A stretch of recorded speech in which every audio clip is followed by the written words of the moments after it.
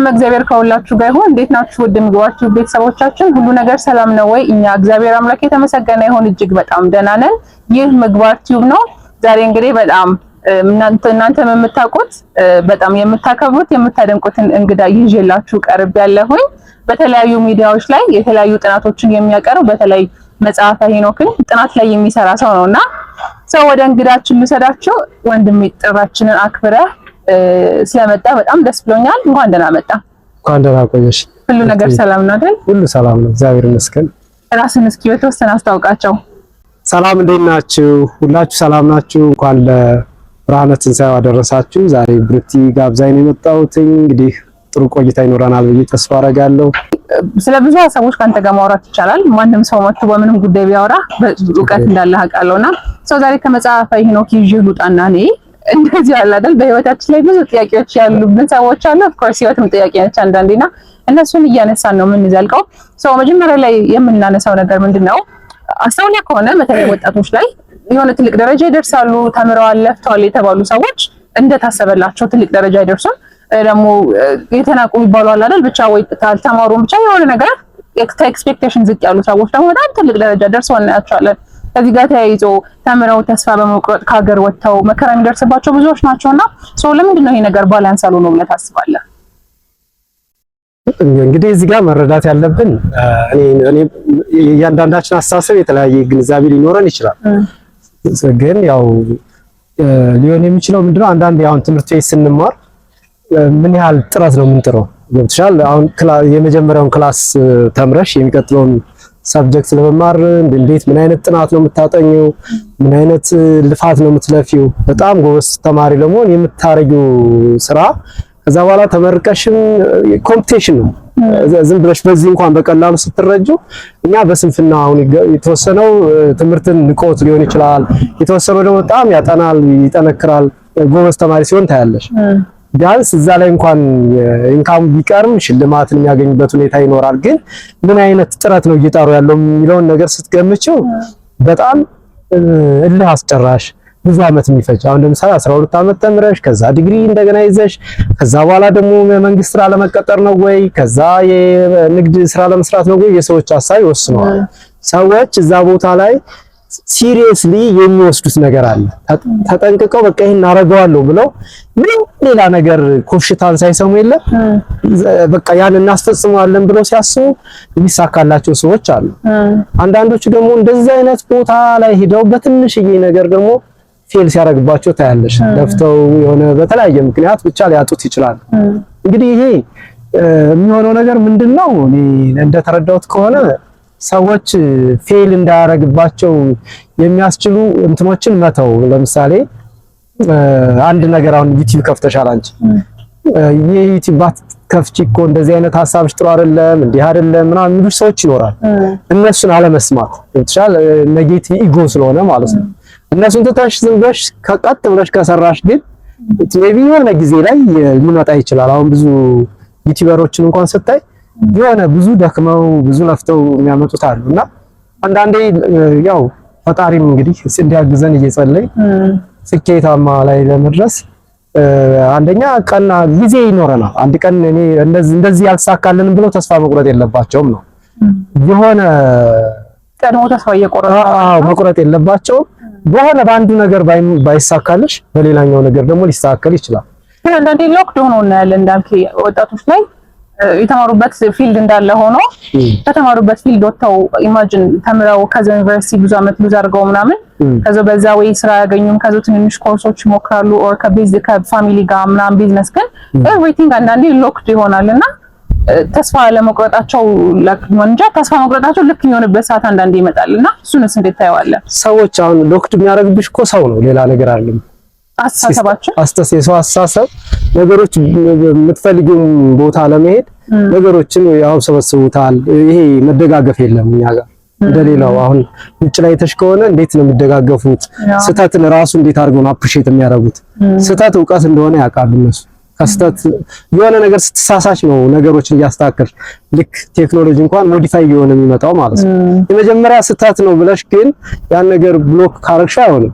ስለዚህ ንግግሮችሽ እያደግሽ እየበለጸግሽ የምትሄጂው እየተማርሽ የምትሄጂው አንደኛ የማህበረሰቡ አስተሳሰብ እንግዲህ ይመጣል። አሁን ምንሽ ባንድ አይሆንም ታስቡ፣ ግን ቀስ እያለ አሁን ከአምናው ዘንድሮ የተሻለ ነገር ሊሆን ይችላል።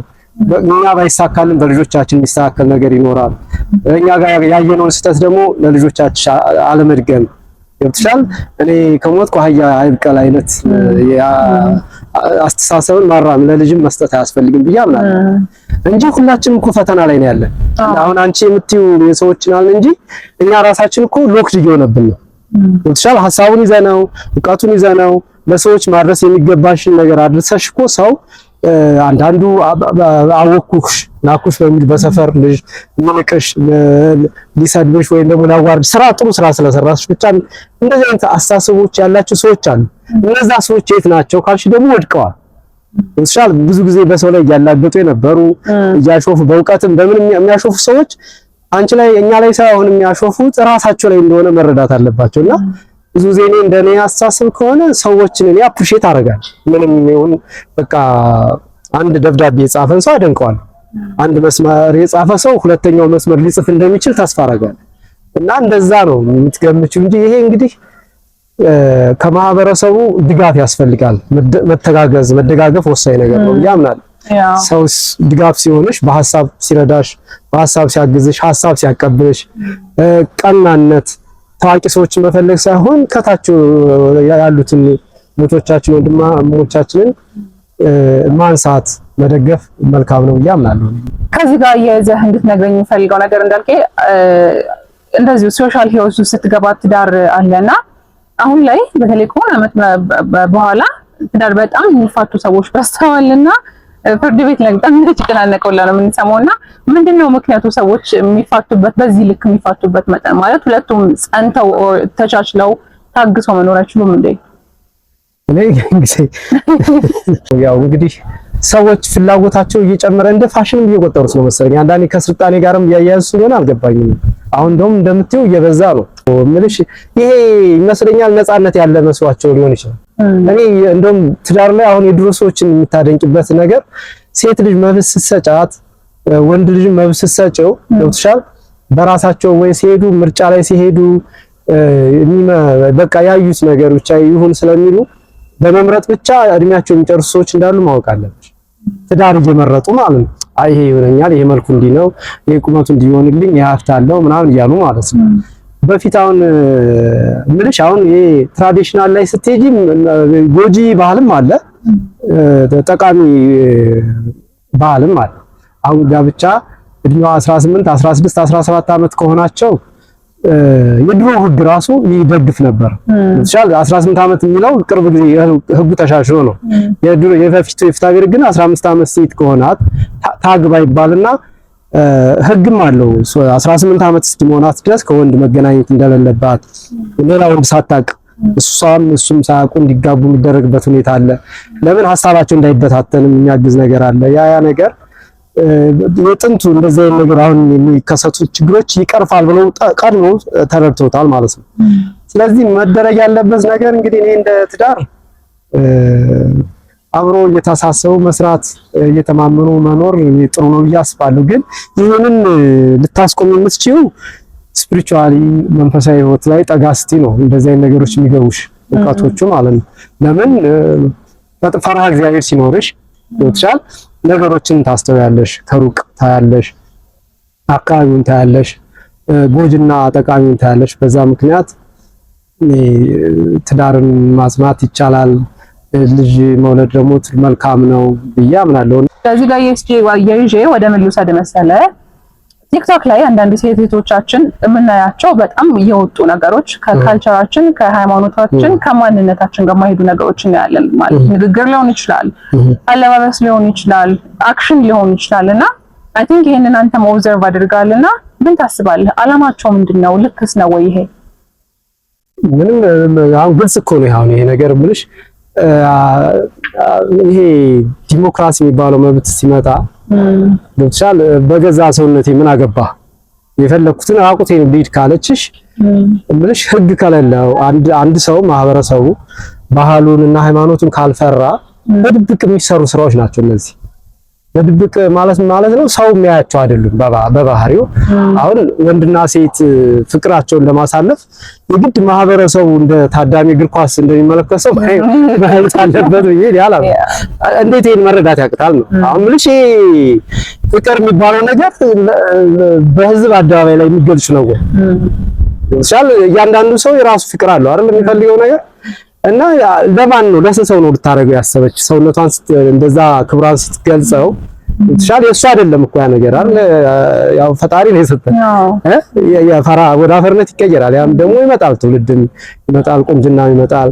ግን ያንን ራሷን የጣለችውን እንትን ሰውነት እንዴት አድርገሽ ነው እንትን የምትይውና ይሄ በፊት በጥንት ዘመን ነበረ እንደዚህ የግብጽ ስዕሎች ላይ ስታይ እንደዚህ አጫጭር ልብሶች ምናምን ነበረ በጥንት።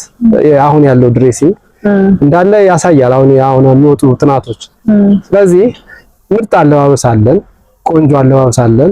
ሰው እንደውም የሚወድላት ሴቶች እንደውም እንደዚህ ቆንጆ ነን የምትሉ ሴቶች ካላችሁ በዚህ አጋጣሚ ሰው እንደውም የሚያደንቅላችሁ በጣም ሰውና ሰዓት ገልጡት ቀሚስ አለ አይደል የሆነ ሰዓት ላይ ብልጭ ይላል እግሯን ለማየት ሰው ይጓጓል። ወጥቷል እንደዛ ሲሆን ነው እንጂ ሰው ራሱ ፍቅሩን የሚገልጸውና ተፈላጊነት የሚጨምረው ሙሉ ሰውነቱን ማገልጠሽ ካሳየሽው ምንዋን ሊያዩ ይችላል። ስለዚህ አንደኛ ይሄ ተወዳጅነትን አያመጣም። ወጥቷል ልትፈቀርም አስችልም ያችል ለጊዜው ሊሆን ይችላል። ሁለተኛ ነገር ጎጅነቱ በማህበረሰቡ ዘንድ ትናቃለች ከጊዜ በኋላ። ልጅ መምጣቱ አይቀርም፣ ያሳፍራል። ልጅ ሲመጣ ምንድነው የሚሆነው? ልጆቿ ሲወልዱ ያለ እሷን አይተው ከሷ የባሰ ነው ሊሆን የሚፈልጉት።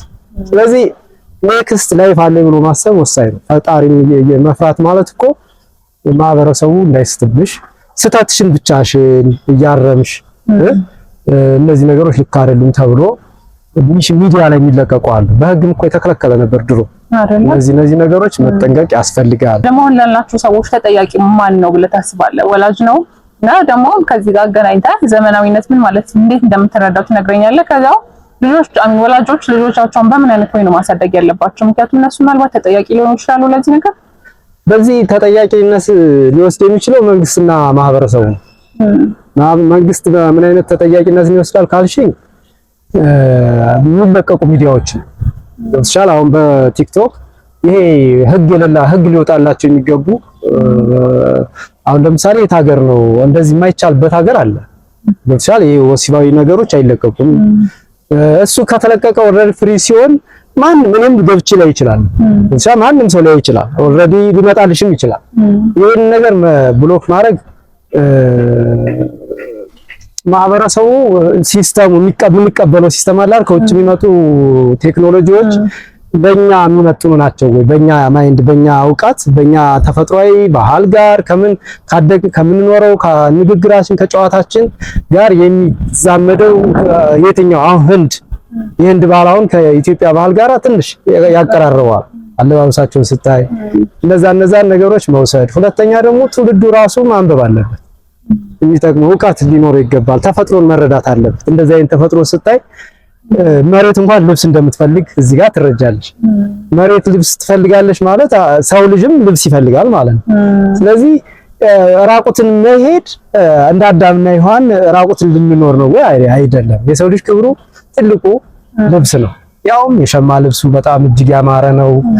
የሸማ ልብሳችን ምንድነው? የመሬት እጽዋት ነው። ጽድቅን የለበስነው እኮ ብንረዳው ማለት ነውና ሴት ልጅ ቀሚስ ትልበስ ይላል በኦሪት ዘዳግም ምዕራፍ 22። ወንድ ልጅ ደግሞ የወንድ ልብስ ይልበስ ነው የሚለው። ይሄን የሚያደርግ በፈጣሪህ የተረገመ ነው ይላልና ወንድ የሴት ልጅ አይለብስም። ሴት የወንድ ልጅ ናት ለብሳ። ለምን አይሆንም እኮ ጸጋቸውን ሲገፋፉ ነው አይደል ራቆት የሆነው። ሰው አሁን ራቆታቸው መሆን የሚፈልጉ ሰዎች ጸጋ እግዚአብሔር ከላያቸው ተነስቷል ማለት እኮ ነው።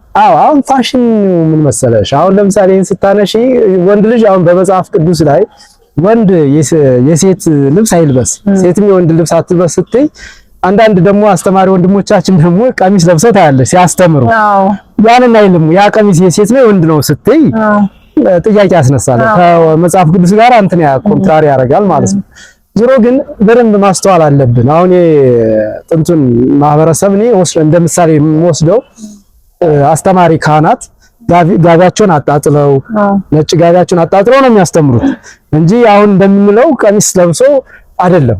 እኔ አሁን ይሄንን ትደግፋለህ ብታይ አልደግፈውም። ለምንድን ነው የማልደግፈው? መጽሐፍ ኦሪት ዘዳግም ሴት ልጅ ወንድ ልጅ የሴት ልብስ አይልበስ፣ ሴት የወንድ ልብስ አትልበስ ካለ እሷም ሱሪ መልበስ የለባትም እሱም ቀሚስ መልበስ የለበትም ከተባለ ይሄን ነገር በደንብ አለባበስችንም ከታሪካችን ጋር ከባህላችን ጋር ምንድነው ብለን መሄድ አለብን። ይሄንን የምናውቀው የምናስተምር ሰዎች ራሱ መገለጫ ከሆነ ለኔ ጥያቄ ይፈጥርብኛል ለትውልዱ ማለት ነው። ለምን ማወቅ ስለምንፈልግ ግልጽ አይሆንልሽማ ያንን ነገር መተው የወንድ ልብስ የትኛው ነው ብሎ መለየት ከጥንት ጀምሮ የነበረው ምንድነው? ለምን መጽሐፍቶቹ ሊመጡልን ከጥንት ስለሆነ ነው የምነግርሽ። ስለዚህ አሁን ላይ የተፈጠሩ አዲስ ነገር ስለሌለ የበፊቱ ታሪክ ስለሆነ አሁን እየኖርን ያለ ነው። አሁን ላይ የምንሰራቸው ስራዎች የምንለብሳቸው ልብሶች በፊት ነበሩ ወይ ግልጽ ይሄንን ነገር ማስታረቅ አለብን እና የግድ በሚኒስካርት ነው የሚባለው በሱ ብቻ ስለሄድሽ አይደለም ዘመናዊነት ጥልፍ ቀሚስን ለብሰሽ ዘመናዊ መሆን ትችላለሽ ክብርሽን ጠብቀሽ ያን ቢደረግ መልካም ነው ይላል ወደ ጥንቱ እንደመመለስ ማለት ነው። አዎ ጥንቱ ነበረውንም አለ አሁን ያሉትን ሰዎች እያየን ባህል ላይ ትሄጂና ትኮርጅና ሞደርን አድርገሽ ታመጣለሽ። ከዛ በጣም የሚያምር ውበት ከውበቴ ጋር ሊሄድ የሚችል አለባበስ የትኛው ነው ብለሽ ትውልዱ የሚያየው መልካም ነው ያምናል። ወደ አመጋገባችን ደግሞ ልውሰድ እስኪ። አሁን ላይ ያስተውለ ከሆነ ፓክ የተደረጉ ምግቦች በጣም እናዘወትራለን። በተለይ ወላጆች ለልጆቻቸው የታሸጉ ምግቦችን በጣም ይመግቧቸዋል። እነዚህ ጃንኪ ፉዶች ምናምን ነገር አሉና እነሱ እኔ ልልህ የምችለው ከጤና አንፃር በጣም ጎጂ ናቸው። አሁን ላይ በጣም ህፃናት ነሽ አዋቂ ነሽ በጣም ብዙ ሰው እየታመመ ነው በአዳዲስ በሽታዎችና የዚህ ሁሉ ውጤቱ የምንበላቸው ምግቦች ናቸው በተለይ ፓክ የሆኑና እኔ ከጤና አንፃር መጣውልህ አንተ ስቲሎች ሳይድ ኢፌክቶች አለው ብለህ ትነግረኛለህ? ስፔሻሊ ከባህላችን ጋር ምናምን የሚገናኝ ነገር አለው? አዎ አለው። እኔ በራሴ እይታ ነው የማወራው። ይቅርታ አድርጉልኝና እናንተን አስተሳሰብና ሐሳብ ለመቃወም አስቤም አላውቅም። ግን በምግብ ደረጃ ምግብ ሆኖ የተሰጡ ምግቦች አሉ። ይሄም እንግዲህ በኋላ ቀር ነው ይበሉን እንጂ የወጥ እህሎች በሙሉ ስትወስዳቸው ካተር ጀምረሽ ከሽምብራ ጀምረሽ ለወጥ እህል ተብሎ ባቄላ ሽሮ ምናምን ተብሎ የወጥ እህል ተብለዋል። እነዚህን እንጀራ እናድርግ የሚሉ ሰዎች እንግዲህ ምን ያህል ስልጣን ነው ወይ አይዶሉ እንጀራ እህሎች ተብሎ ደግሞ ሲሰጡን ደግሞ ጤፍ ገብስ ስንዴ ምናምን እነዚህ የዳቦ ምናምን ተብሎ ተሰጥቷል። እነዚህን ወጥ እናድርግ ካሉ ችግር ነው የሚሆነው። አሁን ደግሞ የቅባት እህል ተብሎ ደግሞ ይሰጡናል። እነሱ የቅባቱን እነ ተልባ እነ ሱፍ እነ ሰሊጥ እነዚህ እያሉ አሁን አተርን ወስደው ቅባት ምንን ወስደው ቅባት እያሉ እየተደረገ ነው አሁን ያለበት ቴክኒክ ሀግ ይወጣል። አንደኛ መንፈሳዊነትን የተላበሳል። የቅባት እህል የቅባት የወጥ እህል የወጥ የቅመም እያንዳንዱ ስላመጋገባችን በደንብ የተመረመረ የነጠረ የጥንት ሰዎች የትኛው ቅመም ለወጥ እንደሚያጣፍጥ ደርሰውበት ወጥሻል ይሄ ቅመም ነው ብለው አንጥረው የሰጡንን በአግባቡ መመገብና እያበዙ መመገብ ነው እንጂ ጤፍን ወስዶ ጁስ ስንዴን ወስዶ ዘይት ማረጉ እኔ ልክ አይመስለኝም። እንጉዳይ ነው ይሄ የወጥ እህል ተብሎ የምንበላው ምግብ አለ ፋሽን እየመሰለን። እነዚህ እንግዲህ እንደ ቻይና ያገኘነውን እንብላ ካልነ በሙሉ ያገኘነውን ሳሩም ቅጠሉ እንግዲህ ወደፊት ዘይትም እያደረግን ልንበላው ነው።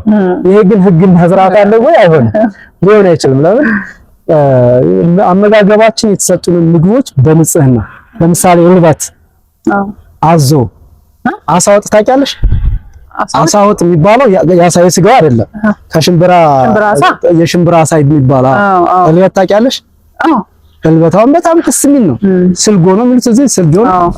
አዞ ወጥ ይባላል። እሱን አዞ ወጥ የሚባለው ስልጎ የሚባለው በጣም ከባቄላ የሚዘጋጁ ምርጥ በጾም ጊዜ የሚዘጋጁ ሱፍ ፍትፍቶች ምናምን ምግባችን በጣም የሚጣፍጥ ምግብ ነው ያለው። ከዛም አልፈን የስጋ ምግቦችን እንኳን ብትወስጂ ሚዳቋን መሰሳ እነዚህ ስንት ብርቅዬ እንትን አይተሽ እንኳን መንፈስሽ የሚያርፍባቸው ያን ያህል ለሆድ ከታሰበ ማለት ነውና እሱን ይበላል። ሚዳቋ ይበላል። አዎ በጣም ፍየል አይነት ፍየል እኮ ነች። ፍየል ነው ሰኮናቸው ተብሎ ክፍት ነው ሚዳቋ እንዴ ሚዳቋ ማለት ፍየል ነው የምትመስለው። መሰሳ እነ ሚዳቋ ግን ሰምቼ አላውቅም። ኧረ አትገኝማ የዱር እንስሳት ናታ እሷ። እነዛ ስላሉ ስጋቸው እንደው መድኃኒት ነው ይባላል። እኔ እንጃ እንግዲህ ደግሞ እንደዚህ እየተናገረ እንዳለ ሚዳቆቹ እንዳላስፈጃቸው ኦኬ የሆኑ ምግቦች አሉ ኢንዶሚን ሌሎችም ይሄ ሶያ ምናምን የሚባሉ ልጆቻችን አሁን ድሮ ከሆነ ጊዜ በፊት ልጆች እንጀራ በደንብ ይበሉ ነበር። አሁን ላይ ያሉ ልጆችን ግን እንጀራ መብላት አይፈልጉም። በነገራችን ላይ አንድ ነገር ትዝ አለኝ አሁን ስታወሪ የሆነ አንድ ዘመዴ ነው ቻይናዎች ጋር አብሮ ይሰራል።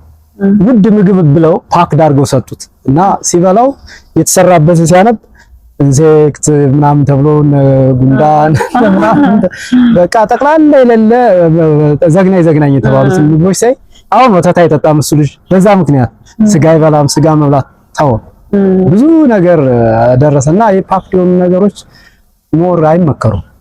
አሁን ይልቅ ፍሩት የሆኑ ፍራፍሬዎችን ብናገኝ ኦሪጂናል የሆኑ ነገሮች እነሱ ይጠቅሙናል። ሲቀጥል ደግሞ ተፈጥሮ ደግሞ አንዳንዴ ምግብ ነው። ተፈጥሮን መመገብ መልካም ነው። ተፈጥሮ ያልሰጠችን ነገር ምን አለ? ዝናቡ ከተፈጥሮ የመጣ ነው። ነፋሱ ከተፈጥሮ የመጣ ነው። እጽዋቱ ሁሉ ተፈጥሮ ነው። የሰማይ ልብሷ ደመና ነው። የዝናብ ልብሷ ሁሉ ላይ ያለ የሚነግረን ተፈጥሮም እየተጨመርነ እንደገና እየተዋደድን እየተደጋገፍን እየተመካከርን እየተደማመጥን መደማመጥ ትልቅ ዕውቀት እሱ መልካም ነገር ነው። ሁሌ ኔጌቲቭ ፋይንደር መሆን የለብንም። ተሻል ኔጌቲቭ ፋይንደር ማለት ይሄ መጥፎ ይሄ ባድ ስፕሪት የሚባል ነገር አለ። ማለት ነው የምናወጣው እሱን ቆይ እንዳልከኝ አሁን ያልከው ኔጌቲቭ ነገር ማሰብ እንዳለ ሆኖ አንደኔ ከራስ ጋር ራሱ የምታመጣቸው ብዙ ኔጌቲቭ ነገሮች አሉ። ለምሳሌ ጸሎት ሰዓት ላይ ሐሳብ እንዳትሰበስብ የሚያደርጉ ነገሮች ኔጌቲቭ ኢነርጂ ውስጥ ስላለ ነውና ሰዎች እንደዚህ አይነት ኢነርጂዎች እንዴት ነው ከውስጣቸው ማውጣት ያለባቸው? ይመጣል በጆሮ ሐሳብሽ ብዙ በአንቺ ላይ የሚያቀብልሽ ነገር ይኖራል። እንግዲህ ንፋስ ይበትነዋል ነው የሚባለው። እንግዲህ ወደ ንፋስ እንዲበትነው ወደ ተፈጥሮም እንዲበትንልሽ ከራሴ ጀምሮ እኔን ነገር እያስወገድኩ ያለሁበት ጊዜ ነው። ክፉ ነገር ላለመናገር መጥርበት ክፉ ሰዎች ሲናገሩኝ መልስ አልሰጥም። አሁን ላይ ክፉ መልካም ነገር እየሰራሁ ነው። ሰው ስለኔ ክፉ ነው ይበለኝ ደግ ነኝ ይበለኝ እኔ ክፉኛ አልገኝ እንጂ ገብቶሻል። በመስጠት በኩል ሰው ኖሮኝ እጄ ላይ ኖሮኝ ሳስቼ ሰው ተርቦ እያየሁ ዝም ብዬው ብሄድ ገብቶሻል። መውሰኝ ህሊናዬ ስለሆነ ክፉ ሐሳብ ባላ ነው። ሰው ተቸግሮ ባገኘሽ ጊዜ ለሰው ልጅ ሰው ሲረዳሽ አንቺም ሰውን ትረጂዋለሽ። ስለዚህ ሁል ጊዜ ከፍ ያሉ ሰዎች ገና እንዲወዱኛል ገና እንትን ይሉኛል ብዬ ሰው ማድረግ ያለብሽ ታች ያሉ ሰዎችን እርዳታ ያጡ ሰዎችን ማገዝሽ መልካምነትን እንድትሰበስብ ያደርግሻል። ያንን ያደረኩት ደግሞ ሰዎች እንዲወዱ ብዬ በካሜራ እየቀረጽኩ ደግሞ ለህዝብ አላሳይ ይችላል። ያንን የምታረጊ ከሆነ ሰው እንዲወድ ሌላ ነገር እየጠበቅሽ ነው ማለት ነው። ሰዎች እንዲወዱሽ ልታረጊ ትችላለሽ። ግን ከተፈጥሮና ከፈጣሪ ጋር ግን ያስታርቅሽ። ለምን ውስጥሽ ላይ የሚፈልገው ሰውነትሽ ምንድነው? ሰውነትሽ ተረድተሽ ሰውነቴን እኔ አንዳንድ ሰዎች ሚዲያ ላይ ክፉ ነገር ሲናገሩ ያቸዋል። ክፉ ነገር ማለት ስለሚያልፈው ነገር ማለት ነው። እና ግርም ይለኛል ልናገር እንዴ ምናምን ብዬ ጥፍ የሆነ ስድብ ሞልቶ አለም እኮ አቅም ምንሽ እነሱ ከሚሳደቡት በላይ ክብረ ነክ ነገር ልናገር ምን ልፋልኝ። ግን እንደገና ሳስበው ግን ይሄ የተማረ ሰው አስተሳሰብ ነው። ይሄ ሰው አንድ የመንፈሳዊ ሰው አስተሳሰብ ነው። ይሄ ሰው ከመንፈሳዊ ህይወት ይወጣ ነው። መንፈሳዊና ዕውቀት ያለው ትህትና ያለው ሰው ቢሆን እግዚአብሔር ሰው ቢሆን ኖሮ እኔ ብሰድበው እንኳን የኔን ስድብ በመልካም ሲመልስ የኔን ሚስጥር የሚያወጣው ሰው ይሄ ሰውዬ መልካም ነው። ይሄ ሰውዬ ያልተማረ ገና ምንም የእግዚአብሔር ሚስጥር የተፈጥሮ ሚስጥር ያልገባው ዕውቀት ያልገባው ሚስጥር መደበቅ የማይችል ሰው ስለሆነ ንቄ ተዋዋል። አየሽ እዛን ጊዜ ሌሎች እኔ ስራዬን ነው የምሰራው ነው ያ ሰው ያወራ ስለ ሰው በባህሪዬ እኔ ስለ ሰዎች ማውራት አልወድም። ሚዲያ ሰው እንዲህ ምንም ያርግ እግዚአብሔር ያስተምራቸው እንጂ ስለ ሰው እያንዳንዱን አንተ እንዲህ አርጋል አንተ እንዲህ ብለሃል አንተ እንዲህ ነው ባህሪ ምናምን ብዬ ስለ ሰው ኃጢአትን የሚገመግም እኔ ማን ነው? ይሻል የኔን ኃጢአት የኔን ስራ እግዚአብሔር ሆይ ይቅር በለኝ በህዝብ ፊት ምናምን ብለሽ ከመናገር በቃ ስለ ሰው መናገር ራሱ እኔ ደስ አይለኝም። ፍርድም ነው እኮ አንዳንዴ አትፍረድም ይላል። እንደው እዛም ሳይሆን ሰዎች ምንም ይበሉ ሰዎች መናገርም ካለብኝ በሚዲያ ሳይሆን በአካል እንደምን ማፈላልጌ ይሄ ነገር ሰዎች እንዲያሉ ነው ይሄን ነገር ብትታዩ ልልሽ ይችላል። ላንቺ በግልጽ አሁን እዚህ ጋር እያንዳንዱ ሰው ሙሉ አይደለም። እያንዳንዳችን ስህተት ይኖራል። በአንድ ሙሉ አይደለም። እየተማርሽ ዕውቀትንም በእድሜ ብዛት ነው የምታገኘው እንጂ በወጣትነት አይደለም። እድሜሽ ነው የሚያስተምርሽ። እኔ በጣም የገባኝ በህይወቴ ዕውቀት ከትምህርት ቤት ሳይሆን ከእድሜ ነው የሚገኘው። እድሜ ነው ይላል መጽሐፍ ቅዱስም ይላል። ወይ በጣም ነው የተማርኩት ነገር ነው። ከእድሜ ትማሪዋለሽ፣ ከሰዎች ትማሪዋለሽ እና ያ ነገር እንደው ምን አንዳንዴ ደስ ይለኛል። የሆነ ነው ማውራሽ አለማወቃችን እያልኩኝ እኔ አለመናገር የኔች መቻል ራሱ አሁን ሚዲያ ላይ ብዙ ሰው ሊቃወምሽ ይችላል። ስላልገባቸው ነው እንደዛ የሚሉሽ። ገብቶሻል።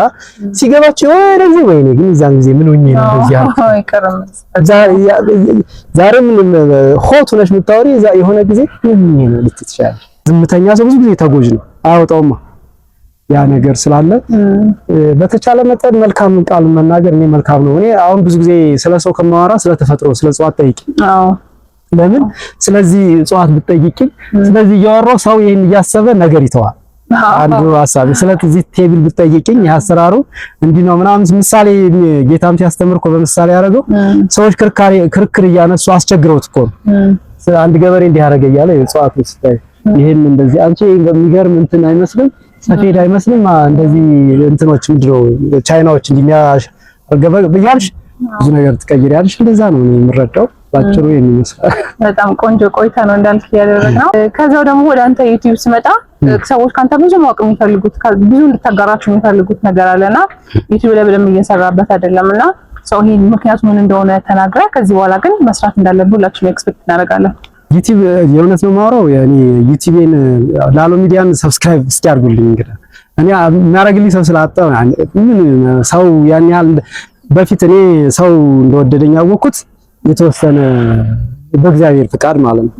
ማን ያዝባል ላይ ካቀረብኩና ለአንዳንድ ትልልቅ ሚዲያ እንትና ማን ነው ነሮዳስ ጋር ስቀርብ ነው።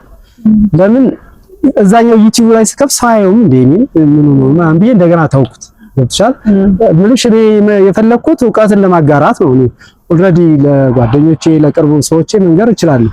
ስለዚህ ሰው በቃ ዕውቀትን አይፈልግም፣ ማስተዋልን አይፈልግም፣ ተፈጥሮንም አይፈልግም ብዙ ነገሮች ይዤ ነገር ግን ሰዎች ካልሰሙ ምን ያደርጋል ለምን ይደክማል ምናምን ብዬ ታውቁት። ግን አሁን አንቺ እንዳልሽው እስቲ አሁን አንድ ቪዲዮ ለቃለሁ ሰው ሰብስክራይብ ካረገልኝና ላይክ ካረገልኝ ሐሳቤን እቀጥላለሁ ማለት ነው። እና ጥሩ ዕውቀቶችን የራሳችን ህይወት የረሱትን ማለት ነው የማያስተውሉትን ነው የምነግራቸው እንጂ አዲስ ነገር የለኝም። ያንን እናደርጋለን። አንቺ እንግዲህ በርቺ። አንቺም ሰብስክራይብ ታስደርግልኛለሽ ብዬ አስባለሁ። አዎ እንግዲህ የኛ ቤተሰቦች በእርግጠኝነት ይሄን ቪዲዮ እየሰዎች ወደ አንተ እንደሚመጡ ተስፋ አለኝ። ስለነበረን ቆይታ እግዚአብሔር ይመስገን በጣም ብዙ ነገር ተምሬባለሁ። እንዳልከኝ በጣም የማከብር ሰው ነህ። ጥሪን አክብረህ ስለመጣ በጣም ነው የማመሰግነው። ወደ የመግባራችሁ ቤተሰቦቻችን እንግዲህ ከወንድማችን እንዳልክ ጋር የነበረን ቆይታ ይሄን ይመስል ነበር። ሐሳብ አስተያየታችሁን ኮሜንት ላይ አሳውቁን። ሚዲያችንን ሰብስክራይብ ማድረግ እንዳትረሱ። የኛ ሚዲያ ቤተሰቦች ደግሞ ላሎ ሚዲያንም የእንዳልክ ሚዲያ ሰብስክራይብ አድርጉለትና የሱንም ዕውቀቶች እንድትጋሩ ከወዲሁ አክብሮት ጠይቃችኋለሁ። በያላችሁበት ሰላም ሁኑ።